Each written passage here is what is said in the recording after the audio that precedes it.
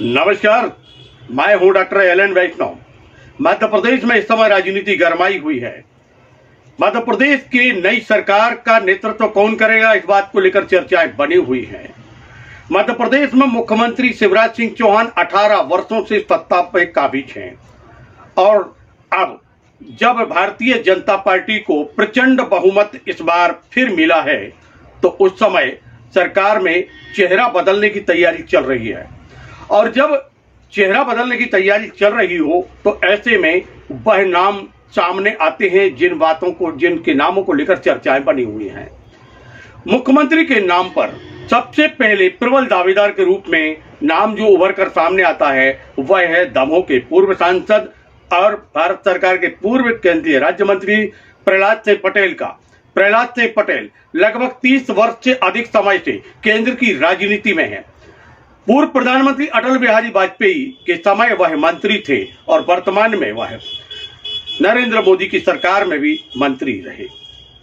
एक बड़ा चेहरा है ओबीसी का, और ओबीसी का चेहरा होने के कारण वह और साथ में एक उनकी अलग कार्यप्रणाली होने के कारण, संगठन का एक अलग तरीके से कार्य करने के कारण, बेदाग छवि होने के कारण वह प्रथम पायदान पर बताए जाते हैं। नरेंद्र सिंह तोमर का भी नाम इसमें सम्मिलित है। वह संगठन की बागडोर पूर्व में संभाल चुके हैं और भारत सरकार में वह केंद्रीय कृषि मंत्री का दायित्व निभा रहे थे। तीसरे क्रम पर जो नाम उभर कर सामने आता है वह है कैलाश विजयवर्गीय का। कैलाश विजयवर्गीय महासचिव है राष्ट्रीय भारतीय जनता पार्टी के और कद्दावर नेता बताए जाते हैं।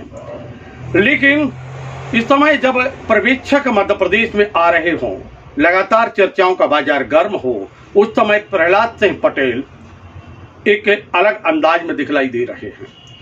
वह भोपाल की जगह अपने क्षेत्र में भ्रमण कर रहे हैं। वह दमोह पहुंचे।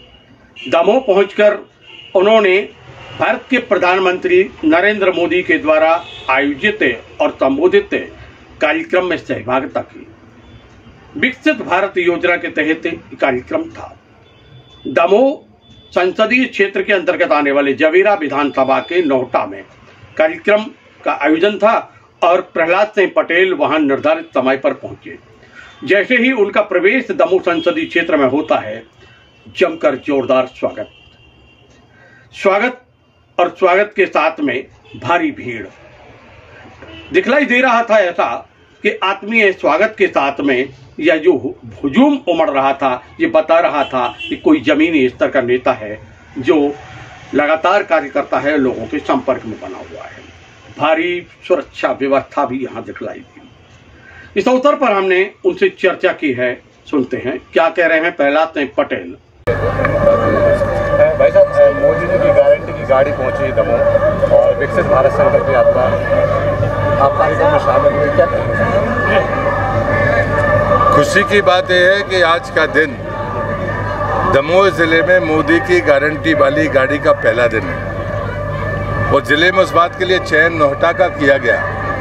मैं नोहटा वासियों को हृदय से बधाई देता हूँ और अगला जो चरण होगा, एक ब्लॉक में दिन में 2 कार्यक्रम होने हैं और मुझे लगता है कि एक ऐसा प्रयास है कि ज़रूरतमंद कोई छूट गया हो तो उसे ढूंढने के लिए मोदी की गारंटी वाली गाड़ी निकली है। एक समय ज़रूरतमंद अधिकारी और नेताओं के पास जाकर कहता था कि ये बात मुझे मिलनी चाहिए। आज हमारे जनप्रतिनिधि हों, प्रशासनिक अधिकारी हों, जब दोनों मिलकर किसी गांव में जाकर ज़रूरतमंद कोई रह गया उसे ढूंढेंगे तो मैं दावे के साथ कहता हूं कि आने वाले 5 सालों में मोदी जी के नेतृत्व में देश में कोई ज़रूरतमंद बचेगा नहीं और हम तब गारंटी दे पाएंगे कि हमारे बच्चों की ज़िंदगी हमसे बेहतर होगी। मैं उनके इसी क्लासिफिकेशन का समर्थन करता हूं। देश में कोई ज़रूरतमंद ना हो, गरीब ना हो, जिससे ज़रूरत की चीज़ें ना मिल सके, ऐसा बचना नहीं चाहिए। दूसरा, मातृशक्ति के स्वाभिमान और सम्मान के लिए जो उन्होंने किया, ये सीढ़ियाँ लगातार हम बढ़ाते जा रहे हैं। शौचालय से शुरू हुए थे और आज जल जीवन मिशन से लेकर आरक्षण तक पहुँचे। मध्य प्रदेश ने ऐतिहासिक काम किया है।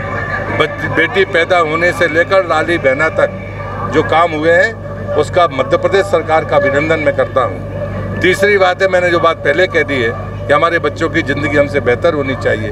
और चौथी और अंतिम बात कि देश की अर्थव्यवस्था की रीढ़ की हड्डी कृषि है, इसलिए किसान को सम्मान भी चाहिए और उसकी उपज की कीमत वो मोदी ने दी है। और इसलिए ये मोदी की गारंटी देने की गाड़ी है और मैं मानता हूँ इसमें हमें सबको जुटना चाहिए, उसमें पत्रकार मित्र भी शामिल हैं। प्रहलाद सिंह पटेल का कारवां दमोह पहुंचा और दमोह की सीमा में प्रवेश करते ही बहुत जोरदार से स्वागत हुआ उनका। आतिशबाजी हुई बंगले पर जहां उनका निवास है, ढोल धमाके थे, हजारों की संख्या में चार पहिया वाहन थे, हजारों की संख्या में समर्थक थे और काफी बड़ी तादाद में यहाँ पुलिस थी। अब आप अंदाज लगाइए, एक विधायक, सामान्य सा विधायक एक विधानसभा का प्रतिनिधित्व कर रहा है और वह भी उस क्षेत्र का नहीं है। अब वो नरसिंहपुर के विधायक हैं और जब नरसिंहपुर के विधायक हैं तो उनको इतनी सुरक्षा व्यवस्था देने की आवश्यकता आखिर क्यों है? संदेश और संकेत समझ रहे होंगे आप, क्योंकि collector, SP, additional SP, CSP और साथ में बड़ी संख्या में पुलिस, फॉलो गार्ड, क्या कह रही है ये कहानी? निश्चित रूप से कहानी कुछ और कह रही है, इशारे कुछ और जा रहे हैं और जिस हिसाब से ये तैयारी चल रही है, लगता है प्रदेश का नेतृत्व भारतीय जनता पार्टी को मिल गया है और भारतीय जनता पार्टी अब जल्द ही घोषणा करेगी और ये जो नेतृत्व है वो प्रहलाद सिंह पटेल के हाथों में पहुंच जाएगा।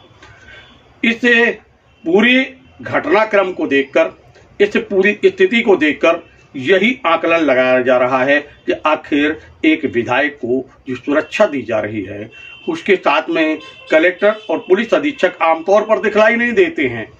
किसी कार्यक्रम में, किसी विधायक के कार्यक्रम में तो कम से कम दिखलाई नहीं देते हैं और अगर कलेक्टर, एसपी विधायक के साथ दिखलाई देते हैं, भारी पुलिस व्यवस्था दिखलाई देती है, तो निश्चित रूप से संकेत परिणाम में जल्द ही बदल जाएंगे।